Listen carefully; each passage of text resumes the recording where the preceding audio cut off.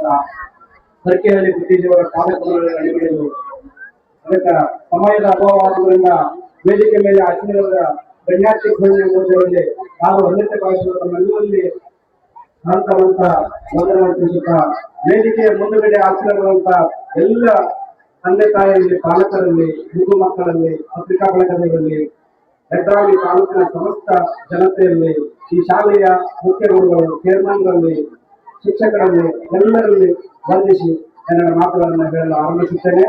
ದಯಮಾಡಿ ಮುದ್ದು ಮಕ್ಕಳು 2 ನಿಮಿಷದಲ್ಲಿ ಮಾತನ್ನು ಮುಗಿಸ್ತೇನೆ. ಯಾಕಂದ್ರೆ ನಿಮಗಿದು ಅವಶ್ಯಕತೆ ಇಲ್ಲ, ನಮ್ಗೆ ಗೊತ್ತಾಗಿದೆ. ನಿಮ್ಗೆ ಎಲ್ಲ ಮುಖಗಳನ್ನು ನೋಡಿದ್ರೆ ನಮಗೆ ಅಯ್ಯೋ ಅನಿಸ್ಲಾಕತ್ತಿದೆ. ತಂದೆ ತಾಯಿಯರಿಗೆ ಮೊದಲು ಇನ್ನೊಂದ್ಸಲ ನಾನು ಥ್ಯಾಂಕ್ಸ್ ಅಂತ ಹೇಳ್ತಾ ಇದ್ದೇನೆ. ಯಾಕಂದ್ರೆ ಇಷ್ಟೆಲ್ಲ 1 ಗಂಟೆವರೆಗೆ 2 ಗಂಟೆವರೆಗೆ ನೀವು ತಮ್ಮ ಸಮಯವನ್ನು ಬದಿಗಿಟ್ಟು ನೀವು ನಗುಮುಖದಿಂದ ಈ ಕಾರ್ಯಕ್ರಮ ಆಲಿಸ್ತಾ ಇದ್ದೀರಿ. ಆದ್ರೆ ನಿಮ್ಮ ಮುಖ್ಯ ಉದ್ದೇಶ ಏನಂದ್ರೆ ನಿಮ್ಮ ಮಕ್ಕಳ ಸಾಂಸ್ಕೃತಿಕ ಕಾರ್ಯಕ್ರಮವನ್ನು ನೋಡಲು ನೀವು ಬಂದಿದ್ದೀರಿ ಅಂತ ಗೊತ್ತು. ಆದ್ರೂ ನಾವು ದೂರಿಂದ ಬಂದೀವಿ. ನೋಡ್ರಿ, ಬೆಟ್ಟದ ಮೇಲಿನ ನೆಲ್ಲೇಕಾಯಿ ಸಮುದ್ರದೊಳಗಿನ ಉಪ್ಪಿಗೂ ಎತ್ತರದೆತ್ತ ಸಂಬಂಧವಯ್ಯ ಅನ್ನುವ ಹಾಗೆ ನಾವು ಸಿಂದಗಿ, ರಾಯಚೂರು, ಬಿಜಾಪುರ, ರಾಯಚೂರು, ಆಮೇಲೆ ದೇವದುರ್ಗ, ಗುಲ್ಬರ್ಗ, ಯಾದಗಿರಿ ಈ ಎಲ್ಲ ಕಡೆಗಳಲ್ಲಿರ್ತಕ್ಕಂಥ ಮಹನೀಯರನ್ನ ಗುರುತಿಸಿ ಇಲ್ಲಿಗೆ ಕರೆಸಿ ಸನ್ಮಾನಿಸಿ ಸತ್ಕರಿಸಿ ಈ ವೈಷ್ಣವಿ ಪಬ್ಲಿಕ್ ಸ್ಕೂಲ್ ನಲ್ಲಿ ಮಾಡ್ತಾ ಇದ್ದಾರೆ. ಈ ಒಂದು ಸಂಸ್ಥೆಯ ಚೇರ್ಮನ್ರಾದಂತ ಗಂಗಾಧರನವರು ಮತ್ತು ನಮ್ಮ ಭರತ್ ಅವರು ನೋಡ್ರಿ ಎಂತ ಒಂದು ಅದ್ಭುತವಾದಂತ ಕಾರ್ಯಕ್ರಮ ಮಾಡಿದ್ದಾರೆ. ಯಾರಿಂದು ಏನೂ ಬಯಸ್ಕೊಂಡಿಲ್ಲ, ಯಾರಿಂದು ಏನೋ ನಮ್ಮಿಂದ ಏನು ಅಕ್ಸೆಪ್ಟ್ ಮಾಡಿದಿಲ್ಲ. ಆದ್ರೆ ನಮಗ ಅವರಿಗೆ ಹೆಂಗನ್ನ ಗುರುತಿಸಿ ನಮ್ಮನ್ನೆಲ್ಲ ಕರೆಸಿ ಈ ಒಂದು ಯಡ್ರಾಮಿ ಹಿಂದುಳಿದವಾದಂತ ಒಂದು ಯಡ್ರಾಮಿ ತಾಲೂಕಿನಲ್ಲಿ ಇಂಥ ಒಂದು ಶಿಕ್ಷಣ ಸಂಸ್ಥೆ ಅಂತಕ್ಕಂಥದ್ದು ಇದು ಕೇವಲ ಜಿಲ್ಲಾ ಮಟ್ಟದ ಸುದ್ದಿ ಆಗಬಾರ್ದು, ಇದು ರಾಜ್ಯ ಮಟ್ಟದ ಸುದ್ದಿ ಆಗ್ಬೇಕಂತ ನಮ್ಮ ಬಯಕೆ ಇದೆ. ಯಾಕಂದ್ರೆ ಒಂದು ಚಿಕ್ಕ ಪ್ರೈಮರಿ ಸ್ಕೂಲ್ ನಲ್ಲಿ, ಒಂದು ವೈಷ್ಣವಿ ಪಬ್ಲಿಕ್ ಸ್ಕೂಲ್ ನಲ್ಲಿ ಇಂಥ ಅಡೋರವಾದಂತ ಒಂದು ಅದ್ಭುತವಾದಂತ ಒಂದು ಕಾರ್ಯಕ್ರಮವನ್ನು ಮಾಡಿ ಹೋರಾಟಗಾರರನ್ನ, ಸಾಹಿತ್ಯಗಾರರನ್ನ, ಶಿಕ್ಷಣವಂತರನ್ನ, ಹಲವಾರು ಸಾಧಕರನ್ನ ಗುರುತಿಸಿ ಒಂದು ಸನ್ಮಾನಿಸ್ತಾ ಇದ್ದಾರೆ. ಅದೇ ತರನಾಗಿ ಈ ಶಿಕ್ಷಣ ಸಂಸ್ಥೆ ಅಂತಕ್ಕಂಥದ್ದು ಏನಾಗಬೇಕು ಮುಂದಿನ ದಿನಮಾನಗಳಲ್ಲಿ ಅಂದ್ರ ಇದು ಒಂದು ಆದರ್ಶ ಒಂದು ವಿದ್ಯಾಸಂಸ್ಥೆಯಾಗಿ ಹೊರಹೊಮ್ಮಲಿ, ಇದು ಉನ್ನತ ಮುಖಕ್ಕಾಗಿ ಬೆಳಗಲಿ, ಈ ಒಂದು ಯಡ್ರಾಮಿ ತಾಲೂಕು ಶಿಕ್ಷಣದ ಕಾಶಿ ಆಗಲಿ ಅಂತಕ್ಕಂಥ ನನ್ನ ಆಶಾಭಾವನೆಗಳಿವೆ. ಯಾಕಂದ್ರೆ ನೋಡ್ರಿ, ಯಾವುದೇ ಒಂದು ಏನೇ ಮಾಡ್ಬೇಕಾದ್ರೆ ಅದಕ್ಕೆ ಹಲವಾರು ಶ್ರಮ ಪಡಬೇಕಾಗ್ತದೆ. ಇಷ್ಟೆಲ್ಲ ಕಾರ್ಯಕ್ರಮ ಮಾಡಿದ್ದಾರೆ ಅಂತಂದ್ರೆ ಅದರಿಂದ ಎಷ್ಟು ಶ್ರಮ ಇದೆ, ಆರ್ಥಿಕ ಫಲ ಇದೆ, ಅದನ್ನೆಲ್ಲ ನೋಡ್ರಿ ಮಾಡ್ತಕ್ಕಂಥದ್ದು ಈ ಒಂದು ಸಂಸ್ಥೆ ಚೇರ್ಮನ್ ಅಂತ ಗಂಗಾಧರ ನಾಯಕ್ ಅವರು ಸಲ್ತಾ ಇದೆ. ನೋಡಿ, ದಯವಿಟ್ಟು ತಾಯಿ ತಾಯಿಂದರೆ ತಾವೆಲ್ಲ ಒಂದ್ ಸ್ವಲ್ಪ ಒಂದು 2 ಮಾತನ್ನ ಮುಗಿಸ್ತಾ ಇದ್ದೇನೆ. ನೋಡ್ರಿ, ನಿಮ್ಮ ಮಕ್ಕಳು ನಮಗ ಆಸ್ತಿ ಅಂತಸ್ತು ನೋಡ್ರಿ ದುಡ್ಡು ಮುಖ್ಯ ಅಲ್ಲ, ಶಿಕ್ಷಣ ನಮ್ಮ ಮಕ್ಕಳೇ ನಮಗ ಆಸ್ತಿ ಅಂತಕ್ಕಂಥದ್ದು. ನಮ್ಮ ಮಕ್ಕಳಿಗೆ ಉನ್ನತವಾದಂತ ಶಿಕ್ಷಣವನ್ನು ಕೊಡ್ಬೇಕು, ಗುಣಮಟ್ಟವಾದಂತ ಶಿಕ್ಷಣವನ್ನು ಕೊಡ್ಬೇಕು. ವೈಷ್ಣವಿ ಪಬ್ಲಿಕ್ ಸ್ಕೂಲ್ ಇರ್ತಕ್ಕಂಥ ಎಲ್ಲ ಶಿಕ್ಷಕರು, ಆಮೇಲೆ ಶಿಕ್ಷಕ ವೃಂದದವರು ಮತ್ತೆ ಈ ಸಂಸ್ಥೆ ಚೇರ್ಮನ್ರು ಒಂದು ಗುಣಮಟ್ಟದ ಶಿಕ್ಷಣ ನೀಡ್ತಾ ಇರ್ತಕ್ಕಂಥ ನಾ ಬಯಸ್ತಾ ಇದ್ದೇನೆ. ಯಾಕಂದ್ರೆ ಯಡ್ರಾಮಿಯಲ್ಲಿ ಹಲವಾರು ಶಿಕ್ಷಣ ಸಂಸ್ಥೆಗಳು ಇರಬಹುದು, ಆದ್ರೆ ಇಂಥ ಒಂದು ಶಿಕ್ಷಣ ಸಂಸ್ಥೆಯನ್ನ ನಾನು ಇಡೀ ಬಿಜಾಪುರ ಜಿಲ್ಲೆಯಲ್ಲಿ ನಾನು ಹಲವಾರು ಶಾಲೆಗಳನ್ನು ನೋಡ್ತೀನಿ. ಆದ್ರೆ ಇದು ಒಂದು ವಿಶೇಷವಾದಂತ ಒಂದು ಶಿಕ್ಷಣ ಸಂಸ್ಥೆ ಅಂತ ಹೇಳಕ್ ಬಯಸ್ತಾ ಇದ್ದೇನೆ. ನಿಮ್ಮ ಮಕ್ಕಳಿಗೆ ಒಳ್ಳೆಯ ಒಂದು ಭವಿಷ್ಯವನ್ನು ಕಟ್ಟಿಕೊಳ್ಳಲು ನೀವು ಒಳ್ಳೆಯವಾದಂತ ಒಂದು ಆದರ್ಶವನ್ನು ನೀಡಬೇಕಾದ್ರೆ ಮೊದಲು ತಾಯಂದ್ರು ನೋಡಿ 2ನೇ ವರ್ಷದ ಗುರುವಂದನ ಕಾರ್ಯಕ್ರಮ ಅಂತ ಮಾಡಿದ್ರು. ನೋಡ್ರಿ, ಮುಂದೆ ಗುರು ಇರಬೇಕು, ಮುಂದೆ ಗುರಿ ಇರಬೇಕು, ಹಿಂದೆ ಗುರು ಇರಬೇಕು. ಅದೇ ತರನಾಗಿ ತಂದೆ ತಾಯಿಯರ ಒಂದು ಆದರ್ಶ ತತ್ವಗಳಿಗೆ ಮಕ್ಕಳಿಗೆ ಏನಪ್ಪಾ ಅಂತಂದ್ರೆ ದಾರಿ ದೀಪವಾಗ್ತದೆ. ನೀವು ಒಳ್ಳೆಯ ಒಂದು ದಾರಿ ದೀಪವಾಗಿ ನಿಮ್ಮ ಮಕ್ಕಳಿಗೆ ಒಂದು ನಡೆಸಿಕೊಡ್ತಕ್ಕಂಥದ್ದನ್ನ ಒಂದು ಸಾಂಸ್ಕೃತಿಕ ಒಂದು ಕಲ್ಚರಿಟಿ ಆಕ್ಟಿವಿಟಿ ಕಾರ್ಯಕ್ರಮವನ್ನು ಇವತ್ತು ನಾವು ಈ ಸ್ಕೂಲ್ ನಲ್ಲಿ ನೋಡಿದೀವಿ.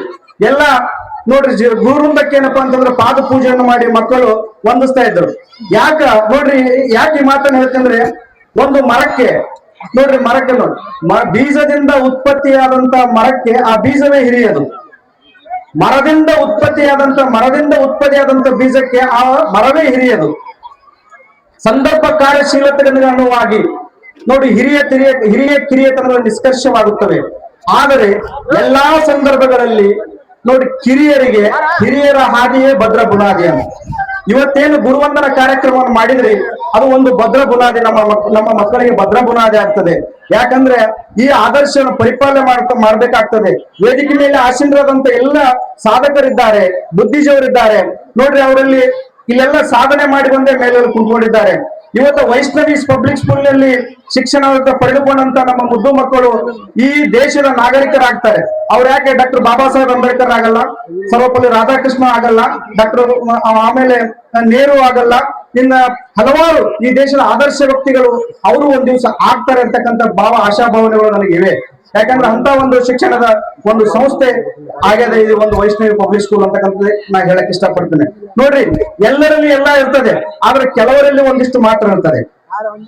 ನೋಡ್ರಿ, ಫಲೋಪಕಾರಿ ದೋಹಂತಿ ವೃಕ್ಷ, ಫಲೋಪಕಾರಿ ದುಹಂತಿ ಗಾಯ, ಫಲೋಪಕಾರಿ ವಹಂತಿ ನವ್ಯ, ಫಲೋಪಕಾರ ಅರ್ಥಂ ವಿದ್ಯಾ ಶರೀರಂ. ಹಿಂಗಂದ್ರೆ ತಮ್ಗೇನು ಗೊತ್ತಾಗ್ಲಿಲ್ಲ. ನೋಡ್ರಿ, ಏನಂದ್ರೆ ಫಲೋಪಕಾರಿ ವಹಂತಿ ನವ್ಯ ಅಂದ್ರೆ ನೋಡ್ರಿ, ಹಸುಗಳು ಜನರ ಹಿತಕ್ಕಾಗಿ ಹಾಲನ್ನು ಕೊಡುತ್ತವೆ. ಫಲೋಪಕಾರಿ ವಹಂತಿ ವೃಕ್ಷ ಅಂದ್ರೆ ಮರಗಳು ಜನರ ಹಿತಕ್ಕಾಗಿ ಹಣ್ಣನ್ನು ಕೊಡುತ್ತವೆ. ಫಲೋಪಕಾರಿ ದುಹಂತಿ ಗಾಯ ಆಕಳ ಹಾಲನ್ನು ಕೊಡುತ್ತದೆ. ಫಲೋಪಕಾರಿ ನೋಡ್ರಿ ವಹಂತಿ ನವ್ಯ, ವಹಂತಿ ದ್ರವ್ಯ. ಆಮೇಲೆ ಫಲೋಪಕಾರ ವಿದ್ಯೆ ಶರೀರ, ಫಲೋಪಕಾರ ಅರ್ಥಂ ವಿದ್ಯೆ ಶರೀರಂ ಅಂದ್ರೆ ಯಾವ ಮನುಷ್ಯನಲ್ಲಿ ವಿದ್ಯೆ ಇರುತ್ತದೆ ಅದನ್ನೆಲ್ಲ ನಾವು ಇನ್ನೊಬ್ಬರಿಗೆ ದಾರಿಯನ್ನು ಎರಿಬೇಕು. ಆ ದಾರಿ ಎರುವುದರಿಂದನೇ ಅದಕ್ಕೆ ಮುಚ್ಚಿಟ್ಟ ಜ್ಞಾನ ಕೊಳೆಯುತ್ತದೆ, ಬಿಚ್ಚಿಟ್ಟ ಜ್ಞಾನ ಹೊಳೆಯುತ್ತದೆ ಅಂತಕ್ಕಂಥ ಮಾತನ್ನು ಹೇಳ್ತಾರೆ. ವೈಷ್ಣವಿ ಪಬ್ಲಿಕ್ ಸ್ಕೂಲ್ ಇರತಕ್ಕಂತ ಎಲ್ಲಾ ಶಾಲಾ ಎಲ್ಲಾ ಈ ಶಾಲೆಯ ಶಿಕ್ಷಕ ವೃಂದದವರು ಮತ್ತೆ ಈ ಚೇರ್ಮನ್ರು ತಮ್ಮಲ್ಲಿ ಇರ್ತಕ್ಕಂಥ ಜ್ಞಾನವನ್ನ, ಶಿಕ್ಷಣವನ್ನ ನಿಮ್ಮ ಮಕ್ಕಳಿಗೆ ದಾರಿ ಇರ್ತಿದ್ದಾರೆ.